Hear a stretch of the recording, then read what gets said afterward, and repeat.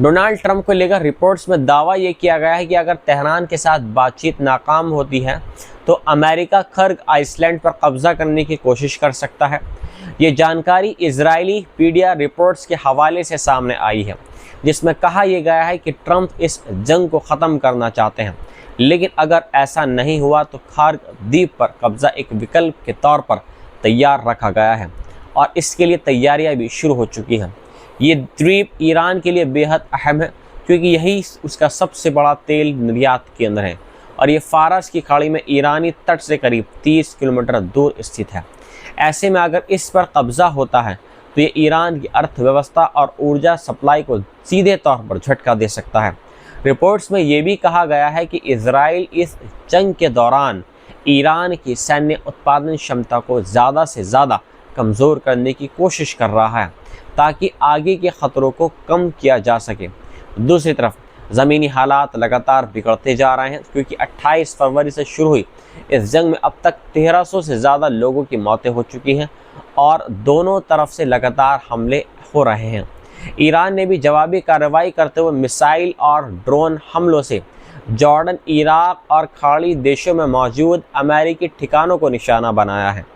जिससे न सिर्फ जान माल का नुकसान हुआ है बल्कि वैश्विक बाजार और एविएशन सेक्टर पर भी इसका असर हुआ है। कुल मिलाकर खर्ग द्वीप पर अब इस पूरे संघर्ष का सबसे बड़ा रणनीतिक केंद्र बनता जा रहा है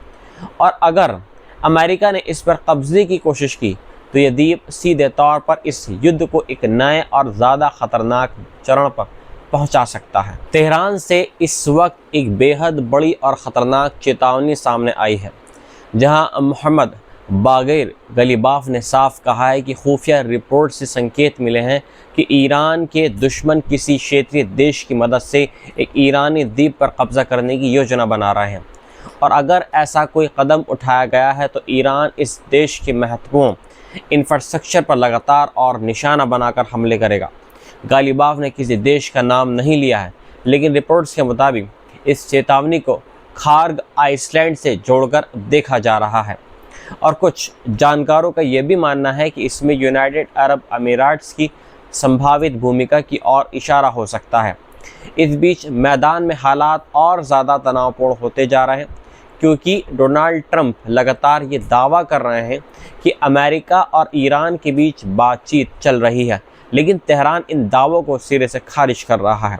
वहीं व्हाइट हाउस की तरफ से भी कड़ा बयान सामने आया है जिसमें कहा गया है कि अगर ईरान ने मौजूदा हालात को नहीं समझा तो उस पर पहले से भी ज़्यादा ताकत से हमला किया जाएगा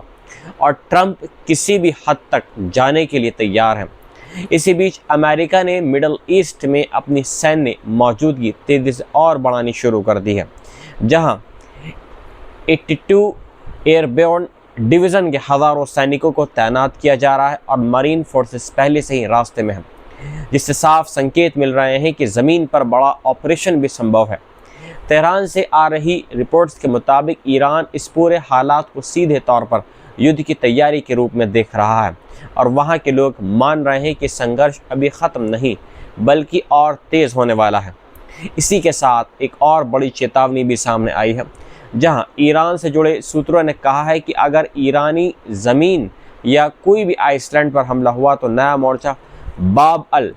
मंदब स्टेट पर भी खोला जा सकता है, जो दुनिया के सबसे अहम समुद्री रास्तों में से एक है और यहाँ पर हूती मूवमेंट्स की भूमिका भी सामने आ सकती है। इसका मतलब साफ है कि ये टकराव अब सिर्फ फारस की खाड़ी तक सीमित नहीं रहेगा बल्कि रेड सी तक फैल सकता है और वैश्विक व्यापार और तेल सप्लाई पर बड़ा असर डाल सकता है। कुल मिलाकर हालात इस वक्त बेहद नाजुक हैं। एक तरफ बातचीत की बातें हो रही हैं तो दूसरी तरफ सैन्य तैयारियां और धमकियां लगातार बढ़ रही हैं और अगर ईरान के किसी आइसलैंड पर कब्जे की कोशिश हुई तो ये टकराव सीधे एक बड़े क्षेत्रीय युद्ध में बदल सकता है। मिडल ईस्ट की जंग के बीच अब दुनिया की दो सबसे बड़ी ताकतों के बीच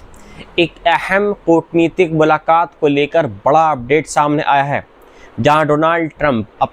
तय समय से देरी के साथ बीजिंग का दौरा करेंगे और वहां शी जिनपिंग से मुलाकात करेंगे। व्हाइट हाउस की प्रेस सेक्रेटरी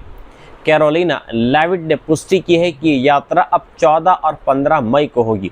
जबकि पहले यह दौरा मार्च के अंत में होना था, लेकिन ईरान के खिलाफ जारी युद्ध के कारण इसे टाल दिया गया था। लेविट ने साफ किया है कि इस मुलाकात को टालने के पीछे कोई शर्त, ये युद्ध ख़त्म होने की शर्त नहीं थी, बल्कि शी जिनपिंग ने खुद समझा कि ट्रंप का अमेरिका में रहना इस समय बेहद ज़रूरी है, क्योंकि सैन्य ऑपरेशन जारी है। इस बीच ईरान के साथ चल रही जंग अब लगभग 1 महीने के करीब पहुंच रही है, लेकिन इसके ख़त्म होने के कोई साफ संकेत नहीं मिल रहे हैं। व्हाइट हाउस लगातार दावा ये कर रहा है कि ऑपरेशन तेज़ी से अपने लक्ष्यों को हासिल कर रहा है, जिसे ऑपरेशन एपिक फरी कहा जा रहा है, लेकिन दूसरी तरफ ज़मीनी हालात अलग तस्वीर दिखा रहे हैं, खासकर तब जब स्ट्रेट ऑफ हार्मोज अब भी बंद है, जिससे पूरी दुनिया की अर्थव्यवस्था पर इसका असर पड़ रहा है। सबसे बड़ा दबाव चाइना पर भी दिख रहा है, क्योंकि चीन ईरानी तेल का सबसे बड़ा खरीदार है। रिपोर्ट्स के मुताबिक 2025 में चीन ने ईरान से करीब 13.8 लाख बैरल प्रतिदिन तेल खरीदा था, जो कुल निर्यात का 80% से ज़्यादा था। ऐसे में चीन ने साफ तौर पर युद्ध ख़त्म करने की अपील की है और कहा है कि स्ट्रेट ऑफ हार्मोज और आसपास के समुद्री रास्तों में तनाव ने अंतर्राष्ट्रीय व्यापार और ऊर्जा सप्लाई को बुरी तरीके से प्रभावित किया है। हालांकि ट्रंप ने चीन से स्ट्रेट ऑफ हार्मोज को दोबारा खोलने में मदद भी मांगी है, लेकिन बीजिंग ने अब तक इसमें शामिल होने से इनकार कर दिया है। इसी बीच अमेरिका के अंदर भी इस युद्ध को लेकर काफ़ी विरोध बढ़ता दिख रहा है, जहां एक सर्वे के मुताबिक करीब 59% लोग मानते हैं कि ईरान पर सैन्य कार्रवाई का फैसला गलत था और 54% लोगों का मानना है कि युद्ध ख़त्म कम से कम 6 महीने तक और चल सकता है, जबकि ट्रंप प्रशासन अब भी दावा कर रहा है कि 4 से 6 हफ्तों में हालात काबू में आ जाएंगे। अब सबकी नज़र इस बात पर टिकी है कि मई में होने वाली ये ट्रंप और शी जिनपिंग की मुलाकात क्या इस जंग को ख़त्म करने की दिशा में कोई बड़ा कदम साबित होगी, या फिर ये सिर्फ व्यापार और वैश्विक रणनीति तक सीमित रहेगी। एक ईरानी सुरक्षा जानकार मुर्तज़ा समेरी ने खुली चेतावनी देते हुए कहा है कि ईरान ज़रूरत पड़ने पर यूनाइटेड अरब अमीराट्स और बहरीन के तटीय इलाकों पर कब्जा करने के लिए तैयार है। उन्होंने ईरान के सरकारी चैनल IRIB को दिए इंटरव्यू में कहा कि अगर अमेरिका ने क्षेत्र में कोई गलती की तो ईरान की सेना तुरंत कार्रवाई करेगी और पूरे क्षेत्र की तस्वीर बदल सकती है। उन्होंने साफ अल्फाजों में बोल दिया है कि UAE और बहरीन के तटों में प्रवेश करना एजेंडे में शामिल है। इस बयान ने खाड़ी देशों में चिंता और तनाव को और बढ़ा दिया है, क्योंकि ये सीधे तौर पर क्षेत्रीय युद्ध के और विस्तार का संकेत दे रहा है। दूसरी तरफ अब्दुल्ला बिन जायद अल नहयान ने भी कड़ा जवाब देते हुए कहा कि उनका देश किसी भी तरह की धमकी या ब्लैकमेल के आगे नहीं झुकेगा और ईरानी हमलों की कड़ी निंदा की है। वहीं अनवर गरगाश ने भी कहा कि ईरान की आक्रामकता के कारण खाड़ी देशों की सुरक्षा सोच पूरी तरह बदल रही है और अब वे अमेरिका के साथ अपने सैन्य साझेदारी और मजबूत कर रहे हैं। इसी बीच जानकारी सामने आई है कि ईरान ने 28 फरवरी से शुरू हुई जंग के बाद से लगातार जवाबी हमले किए हैं, जिनमें खाड़ी देशों के तेल और गैस ठिकाने भी निशाने पर रहे हैं। और सिर्फ UAE नहीं, अब तक सैकड़ों बैलिस्टिक मिसाइल और हज़ारों ड्रोन इंटरसेप्ट किए हैं। हालात ये हैं कि पहले जहां सऊदी अरेबिया और UAE अमेरिका को हमले से रोकने की कोशिश कर रहे थे, वहीं अब रिपोर्ट्स के मुताबिक दोनों देश धीरे धीरे इस जंग के समर्थन की ओर बढ़ रहे हैं। यहां तक कि सऊदी अरब ने किंग फहद एयर बेस को अमेरिकी सेना के लिए खोलने की तैयारी कर ली है और UAE ने भी संकेत दिया है कि वे लंबे युद्ध के लिए तैयार है। बताया जा रहा है कि एक बातचीत में UAE ने अमेरिका को कहा है कि ये जंग 9 महीने तक भी चल सकती है। कुल मिलाकर तस्वीर बेहद गंभीर होती जा रही है, जहां अब सिर्फ ईरान और अमेरिका या इजराइल ही नहीं बल्कि खाड़ी के देश भी सीधे टकराव के दायरे में आते नज़र आ रहे हैं। और अगर ईरान ने सच में तटीय इलाकों पर कब्जे की कोशिश की तो ये पूरा क्षेत्र एक बड़े और लंबे युद्ध में बदल सकता है। ईरान पर जारी युद्ध के बीच अब एक और बड़ा अंतर्राष्ट्रीय असर सामने आया है, जहां ऑस्ट्रेलिया ने ईरानी नागरिकों के लिए बड़ा फैसला लेते हुए विजिटर एंट्री पर अस्थायी रोक लगा दी है। ये बैन करीब 6 महीने के लिए लगाया गया है और डिपार्टमेंट होम अफेयर्स ने कहा है कि मौजूदा युद्ध के कारण ये ख़तरा बढ़ गया है और कई ईरानी नागरिक जिनके पास शॉर्ट टर्म वीज़ा है वे अपने देश वापस नहीं जा पाएंगे।